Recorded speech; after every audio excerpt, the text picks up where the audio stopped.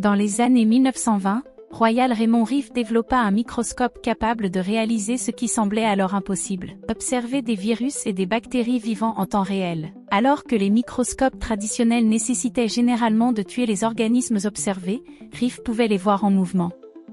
Observer leur transformation et les couleurs caractéristiques qu'ils émettaient, chacune associée à une fréquence spécifique.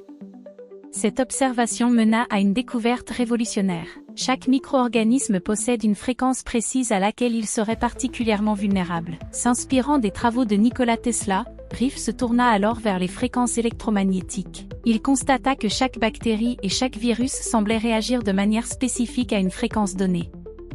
Rife donna à cette fréquence critique le nom de Mortal Oscillatory Rate, MOR. Un terme encore utilisé aujourd'hui. Ces travaux attirèrent rapidement l'attention à l'échelle nationale.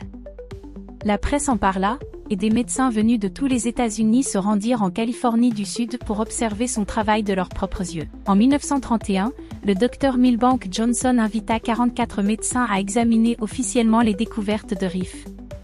À la suite de leurs observations, le groupe reconnut publiquement l'importance de son travail, le qualifiant de véritable avancée médicale. En 1934, une étude menée sous supervision médicale utilisa l'approche fréquentielle de Rife auprès de 16 patients atteints de cancer. Au bout de 3 mois, 14 patients ne présentaient plus de signes détectables de cancer, tandis que les 2 autres nécessitèrent une période de traitement supplémentaire. Aucune sensation perceptible, seulement des fréquences. Les travaux de Rife ont posé les bases de ce que nous appelons aujourd'hui la technologie de bien-être basée sur les fréquences. Une approche qui continue d'évoluer, près d'un siècle plus tard.